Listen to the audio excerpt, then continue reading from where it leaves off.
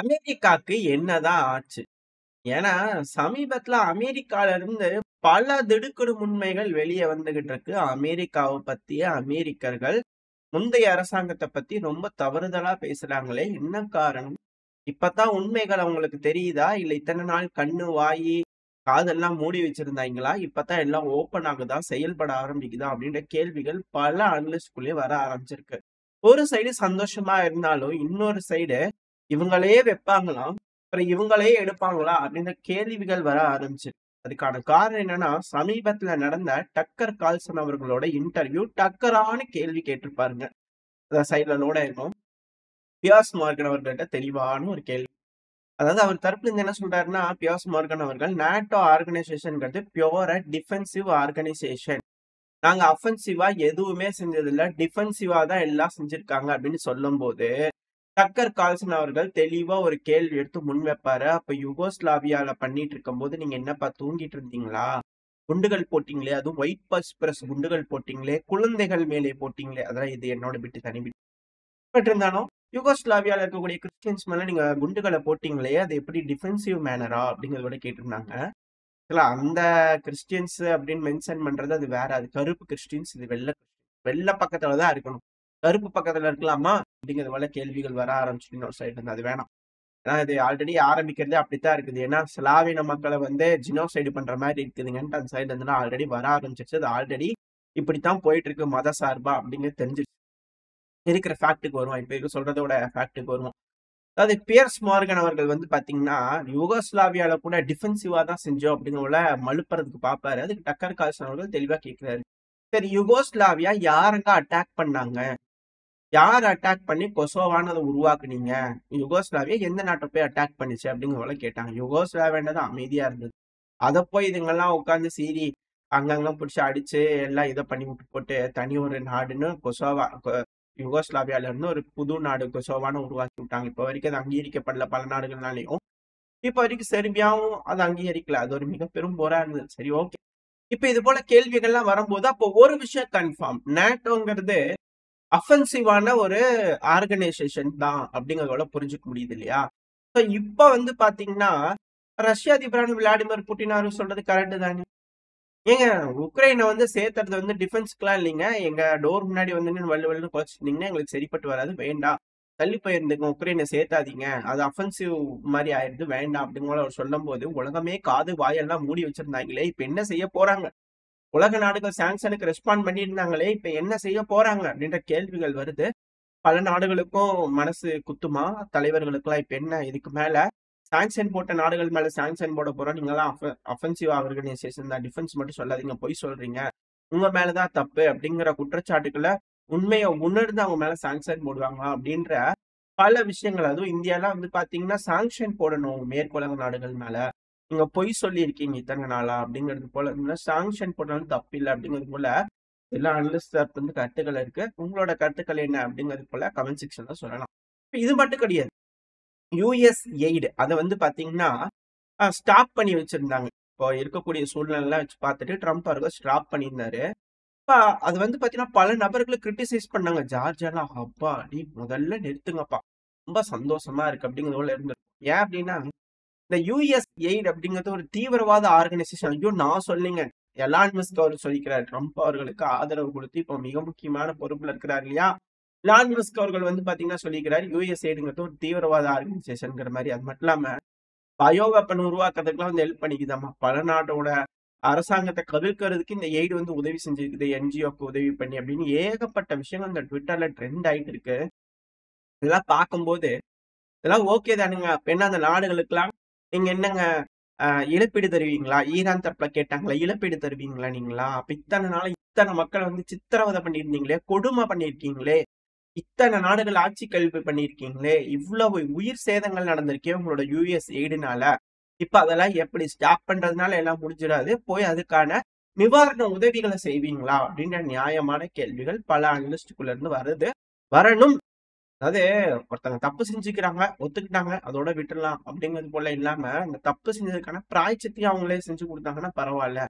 ஏன்னா இப்ப திரும்ப வந்து பாத்தீங்கன்னா, இஸ்ரேல் வந்து இந்த ஜெனின் கேம்ப்ல வந்து அட்டாக் பண்ணிட்டு இருக்காங்க. அதுக்கு 2000 டன் குண்டுகள திருப்பி திருப்பி இந்த தப்பு செய்யறதுக்கு அது வந்துகிட்டே இருக்குமா? அதான் தப்புன்னு தெரியுதுல்ல. அது ஏன் ஸ்டாப் பண்ணக்கூடாதா அப்படின்றதுக்கு. ஏன்னா ஒரு நாள்ல 20 பில்டிங் ஏர் ஸ்ட்ரைக் பண்ணி அடிச்சிருக்காங்க. 20 பில்டிங் அழிச்சிருக்காங்க. பல இடங்கள்ல குண்டுகள் வச்சிருக்காங்க அப்படின்ற குற்றச்சாட்டுகள் வந்துகிட்டு இருக்கு. காசால நடந்த இழப்பு மட்டுமே 50 பில்லியன் அப்படிங்கிறாங்க. இழப்புகள் அந்த அளவுக்கு நடந்திருக்கும். ரீகன்ஸ்ட்ரக்ட் பண்றதுக்கு 50 பில்லியன் வேணும்னு. இது கேட்கறதுக்கு பெருந்தொகையா இருக்கலாம்.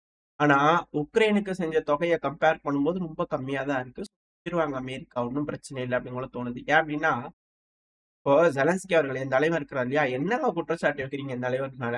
மொத்தம் 177 பில்லியன் அதுவும் இந்த வீடியோ பதிவுல கிரிட்டிசைஸே பண்ணிக்க சிலர் 200ன்னு சொல்லலாம். சிலர் 180ன்னு சொல்லலாம். எவ்வளவு வேணா சொல்லலாம். ஆனா எங்களுக்கு கிடைச்சது 70 பில்லியன் தான். அப்ப 100 பில்லியன் எங்கீங்க? 7 கூட எங்கேயோ போயிருச்சு காக்கா தூக்கிட்டு போயிருச்சுன்னு ஒத்துக்கலாம். அதுலயும் பாலிசா சொல்லிக்கிறாரு பாருங்களேன். என் தலைவர் எப்படி பாலிசா இப்பவும் பைடன் அரசாங்கத்த காப்பாத்துறாரு அப்படிங்கிறது போல. என்ன சொல்லியிருப்பாருன்னா, அதாவது ஆயுதங்கள் தான் எங்ககிட்ட குடுத்துருக்கு. அதோட போக்குவரத்து செலவு, ட்ரெய்னிங் செலவு அதெல்லாம் தனித்தனியா இருக்குங்க. அதெல்லாம் அவங்ககிட்ட கணக்கு இருக்குமா இருக்கும். எங்ககிட்ட ஆயுதமா வந்தது 70 பில்லியன் தான் அப்படின்ற போல அவர் தரப்புலருந்து கணக்குகள் இருக்கு. இத வச்சு பார்க்கும்போது உக்ரைனுக்கே 177 பில்லியன் குடுத்தா சொல்லிக்கிறீங்களே, இங்க என்ன 50 பில்லியன் தானே குடுத்துருங்க. அவங்க பார்த்து கன்சல்ட் போறாங்க. அப்படிங்கிறது போல ஸ்டேட்மெண்ட்ஸ்லாம் பல அனலிஸ்ட்குள்ள இருந்து இருக்கு. மிக முக்கியமான விஷயம் இதுல நம்ம நோட் பண்ண வேண்டியது, அந்த 100 பில்லியன் எங்க போச்சு? அப்படின்ற கேள்விகள் தான். இத திரும்பவும் தோண்ட ஆரம்பிப்பாங்களா? அப்படின்ற கேள்விகள் இருக்கு. இது எல்லாத்துக்கும் மேல லிண்ட்சே கிரஹாம் அவர்கள் இருக்கிறார் இல்லையா? அதான் ரஷ்யன்ஸ் ஆர் டையிங் அப்படிங்கிறது போல ஒரு விஷயம் ட்ரெண்ட் ஆச்சு இல்லையா? அதுதான் ரஷ்யர்களை வந்து யுனைட் பண்றதுக்கான ஒரு கருவியாவே மாறுச்சுன்னு கூட சொல்லலாம். ஒரு கட்டம் வரைக்கும் எதுக்கு இந்த போர் அப்படின்னு இருந்த ஒரு விஷயம் கூட அந்த லிண்ட்சே கிரஹாம் அவர்கள் அமெரிக்காவோட ஒரு செனட்டர் இவரு. அவர் வந்து உக்ரைனுக்கு போய் உட்காந்து பேசிட்டு இருக்கும்போது ரஷ்யன்ஸ் ஆர் டையிங் அப்படின்னு ஒரு ஸ்டேட்மெண்ட் வரும்போது சிரிப்பாங்க. அது வந்து எதோ எடிட்டிங் பண்ணிட்டாங்க அப்படிங்கிறதோட சொல்லியிருந்தாங்க. பட் ஆனா இந்த யுஎஸ் எய்டோட மெயினான ஆளே அவர் தான் அப்படிங்கிறத சொல்லியிருக்கிறாங்க. ஸோ இதெல்லாம் வச்சு பார்க்கும்போது கத்திகள் திரும்புதே அப்படிங்கிறது போல இருக்கு. குற்றம் செஞ்சவர்களுக்கு மேல கண்டிப்பா கத்திகள் வரும், வீசப்படும் அப்படிங்கிற புரிஞ்சு. அது மட்டும் இல்லாம வெனிசுவேலால வந்து பாத்தீங்கன்னா ஏதோ முடிவுகள் எட்டப்பட்டிருக்குமா அப்படின்ற கேள்விகள் வர ஆரம்பிச்சிருக்கு. ஏன்னா வெனிசுவேலாக்கு போயிருக்காங்க. அங்க பேசியிருக்காங்க. அங்க பிடிபட்டிருந்த சில அமெரிக்கர்கள் வந்து பாத்தீங்கன்னா எக்ஸ்சேஞ்ச் பண்ணியிருக்காங்க. கூட வெனிசுவேலா ஒத்துக்கிட்டதா சொல்லியிருக்கிறாங்க. அதாவது இமிகிரன்ஸா வெனிசுவேலால இருந்து அமெரிக்காவுக்கு போயிருப்பாங்க இல்லையா?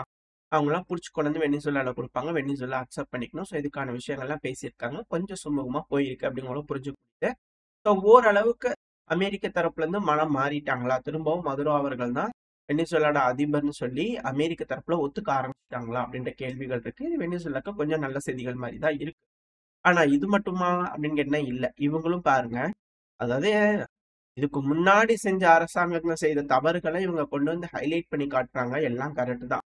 ஆனா இப்ப இவங்க போய் பனாமா கால்வாய் இந்த பனாமா கால்வாய்க்காக பனாமாவோட அதிபருக்கு அல்டிமம் குடுத்திருக்கிறாரு மார்க்கோ ரூபியோ அவர்கள் அப்படிங்கிறது போலாம் சொல்லப்பட்டு வருது. இதுக்கு பனாமா மக்கள் வந்து பாத்தீங்கன்னா சமீபத்துல ஒரு ஸ்டேட்மெண்ட் வந்திருந்தது. இருந்துச்சு நான் அட்டாச் பண்றேன். ஆக்சுவலா நாங்க போர் செய்யறதுக்கும் அதாவது எந்த அளவுக்கு போய் இதை நாங்க எங்களுக்கே வச்சுக்கிறதுக்கு நாங்க தயாரா இருக்கோம் அப்படின்னு அங்க இருக்கக்கூடிய மக்கள்லாம் வந்து பாத்தீங்கன்னா பெருமளவுல வந்து தயாரா தான் இருக்காங்க. அவ்வளவு லேஸ்ல எல்லாம் வந்து பாத்தீங்கன்னா இந்த தடவை பனாமா கால்வாய் விட்டு கொடுத்துட மாட்டாங்க அப்படின்னு சொல்றாங்க. ஆனா ஆட்சி கழிப்பு இப்போ யுஎஸ்ஏடுன்னு பல நாடுகளுக்கு பயன்படுத்திட்டு இருந்தாங்க. அதனால ஒரு ஒரு நாடுகளுக்கு தனிப்பட்டு கான்சென்ட்ரேட் பண்ணும்போது தெரியும். மத்த நாடுகளுக்கெல்லாம் கொஞ்சம் சூதானமா இருந்துக்கலாம். ஆனா இப்போ அதெல்லாம் இல்லாததுனால எந்த இடத்துக்கு வேணுமோ கடிவாளம் கட்டின மாதிரி ஃபோக்கஸ்டா அந்த இடத்துக்கு மட்டும் இன்வெஸ்ட் பண்ணாங்கன்னா ஆட்சி கழிப்பு ரொம்ப தீவிரமா நடக்கும். இதுக்கப்புறம் பனாமால வந்து பாத்தீங்கன்னா காட்டின பக்கம்லாம் கையெழுத்து போடுற மாதிரியான ஒரு அதிபர் உட்கார வைக்கிறது அமெரிக்கா கைவந்த கலைதான். ஒன்றும் பெரிய விஷயம் இல்லையே அப்படிங்கிற அனலிஸ்ட் தரப்பு வந்து இருக்கு. செய்யாம செஞ்சிருவாங்க அப்படிங்கிறது போல சில அனலிஸ்ட் தரப்பு வந்து இருக்கு. அது பண்ணாம விட மாட்டாங்க. கண்டிப்பா அபகரிச்சிருவாங்க. பனாமா கால்வாய் இனிமே அமெரிக்காவோட கால்வாய் தான் அப்படிங்கிற சில அனலிஸ்ட் தீர்க்கமா நம்புறாங்க. அமெரிக்காக்கு அது தேவை அப்படிங்கிறதோட உறுதியா இருக்காங்க. அப்புறம் 2வது இந்த டாரிஃப் போட்டாங்க இல்லையா? இது அமெரிக்காக்கே பேக் ஃபயர் ஆகும் அப்படிங்கிறத ட்ரம்ப் அவர்களே ரியலைஸ் பண்ணிக்கிறாரு. அது மட்டும் இல்லாம மெல்ல மெல்லமா வந்து பாத்தீங்கன்னா இதனால நம்மளோட அண்டை நாடுகள் நம்ம கிட்ட எப்படி உறவாடணும் அப்படிங்கிற அந்த ஒழுக்கத்தையும் சொல்லித்தரும் அப்படிங்கிறத சொல்லிட்டு இருக்காங்க சில அனலிஸ்ட் தரப்பு இருந்து. ஏன்னா அவங்க தரப்புல இருந்து அதிகமான அகதிகள் வராங்க. கனடால இருந்து அகதிகள் வராங்க. இந்த ட்ரக் எல்லாம் உள்ள வந்துருது அமெரிக்காக்குள்ள. இதுக்கப்புறம் அவங்களாம் ஒழுக்கமா இருந்தாங்க அப்படின்னா அமெரிக்காக்குள்ள இது போல விஷயங்கள் வராது இல்லையா? சோ அதனால அவங்களுக்கு கண்டிப்புகளை சொல்லிக் கொடுக்கறதுக்காக இது போல டாரிஃப் போட வேண்டிய கட்டாயத்துக்கு தள்ளப்பட்டிருக்கு அப்படின்னு சொல்றாங்க. அது மட்டும் இல்லாம கனடாவோட டாலர் இதுவரைக்கும் இல்லாத அளவுக்கு சரிஞ்சிருச்சு இந்த டாரிஃப்னால அப்படிங்கிறது போலலாம் தகவல்கள் வந்துகிட்டு இருக்கு. ஸோ வெயிட் பண்ணி பார்ப்போம். அண்டை நாடுகள், அமெரிக்காவோட அண்டை நாடுகள் எந்த அளவுக்கு அமெரிக்காவோட இணைந்து செயல்பட போறாங்க அப்படிங்கிறதெல்லாம் பார்த்துடலாம். அடுத்தது அப்படியே ரஷ்யா உக்ரைன் பிரச்சனைக்கு வந்துட்டோம் அப்படின்னா, ரஷ்யா திரும்பவும் எப்பவும் போல ஸ்ட்ரைக் பண்ணிக்கிறாங்க. இதுல கர்கிவ், சுமி வெறி கொண்டு தாக்குதல் பண்ணிட்டு இருக்காங்க அப்படிங்கிறது மட்டும் புரிஞ்சுக்க முடியுது. ஏன்னா ஒருவேளை சுதா பகுதியா முழுவதும் இந்த குகை வாசல் அடைச்சிருச்சு அப்படின்னா பிரேக் த்ரூ ஆபரேஷன் பண்ணி உள்ள இருக்கக்கூடிய உக்ரைனோட வீரர்களை மீட்டெடுத்து ஆகணும். அதுக்கான மிக பெரும் ஆபரேஷன் பண்ணி ஆகணும். ஸோ ஒருவேளை அது செய்யறாங்க அப்படின்னா இந்த பகுதியில தான் அதிகமான ஆயுதங்கள் வீரர்கள்லாம் டிப்ளாய் பண்ணிக்கணும். அதை தெரிஞ்சுக்கிட்டு அது மேல அடிக்கிறாங்களா அப்படின்ற கேள்விகள் இருக்கு. ஏன்னா லார்ஜ் ஸ்கேல் ஃபயர் ஆக்சிடென்ட் சுமிலையும் சரி கர்கிவ்லயும் சரி ரஷ்யா தாக்குதல் பண்றதுனால நடந்துட்டு தான் சொல்றாங்க. சமீப காலமா இந்த பகுதிகளில் தாக்குதல்ங்கிறது ரொம்ப வீரியமா இருக்கு. பொறுத்திருந்து பார்ப்போம் இது எப்படி உக்ரைன் தரப்புல சமாளிக்க போறாங்கன்னு சொல்லிட்டு. அது மட்டும் இல்லாம உக்ரைன் இல்லாம அமைதி பேச்சுவார்த்தை பேசிட்டீங்க அப்படின்னா அது ரொம்ப டேஞ்சர் ஆயிருங்க. பாத்துக்குங்க அப்படின்னு என் தலைவர் வந்து திரும்ப வந்து பாத்தீங்கன்னா அதை உறுதி செஞ்சிருக்கிறாரு. ஸோ பொறுத்திருந்து தான் பார்க்கணும். உக்ரைன் இல்லாம அமெரிக்காவும் ரஷ்யாவும் மட்டும் பேசி ஒரு முடிவுக்கு வந்ததுக்கு அப்புறமா அந்த கோப்பை யூரோப்பியன் யூனியனுக்கு கொடுப்பாங்களா, அதை யூரோப்பியன் யூனியன் ஒத்துக்குவாங்களா அப்படின்ற கேள்விகள்லாம் வந்துட்டு இருக்கு. ஒரு வேலை இல்லை அப்படிங்கிற பட்சத்துல என்ன நடக்கும்? அமெரிக்காவுக்கும் யூரோப்பியன் யூனியனுக்கும் நடுவுல மிக பெரும் தகராறு வருமா? அது டாரிஃப் அளவுக்கு போகுமா? பெருமளவுல வந்து பாத்தீங்கன்னா இருதரப்புலையும் மோதிக்குவாங்களா, எக்கனாமிக்கலி சண்டை பிடிச்சுக்குவாங்களா அப்படின்ற கேள்விகள்லாம் இருக்கு. என்ன மாதிரியான முடிவுகள் எடுக்க போறாங்கன்னு தெரியல. அது மட்டும் இல்லாம இப்போ சமீபத்துல வந்து பாத்தீங்கன்னா அமெரிக்காவோட பேச்சை கேட்கல அப்படின்னாலே அந்த தலைவர்களுக்கெல்லாம் கொஞ்சம் அழுத்தங்கள் கிடைக்குது அப்படின்னு சொல்றாங்க. ஏன்னா இப்ப இஸ்ரேல் வந்து தொடர்ந்து தாக்குதல் பண்ணிட்டே இருக்கிறாங்க இல்லையா? அதனால இப்ப இஸ்ரேலோட பிரைம் மினிஸ்டர் பெஞ்சமின் நெத்தன்யாஹு அவர்கள் அவளுக்கு ஒரு அழுத்தம் கொடுக்குற மாதிரி இஸ்ரேலோட போலீஸே வந்து பாத்தீங்கன்னா இஸ்ரேலோட பிரதமர் பெஞ்சமின் நெத்தன்யாஹு அவர்களோட ஒய்ஃப் சாரா இருக்கிறாங்க இல்லையா? ஸோ அவங்க மேல ஒரு கேஸை போட்டிருக்காங்க. அதாவது கணவர் மேல ஒரு பெஞ்சமின் நெத்தன்யாஹு அவர்கள் ஏதோ தவறு செஞ்சுட்டான்னு கேஸ் இருக்கும் இல்லையா? ஸோ அந்த கேஸை வந்து விசாரிக்கும் போது அவங்க தலையிட்டு அதை துஷ்பிரயோகம் பண்ணியிருக்காங்க, ஏகப்பட்ட சிக்கல்களை உருவாக்கியிருக்காங்க அப்படின்ற ஒரு கிரிமினல் குற்றம் வந்து பாத்தீங்கன்னா அவங்க மேல தொடுக்கப்பட்டிருக்கு அப்படின்னு சொல்றாங்க.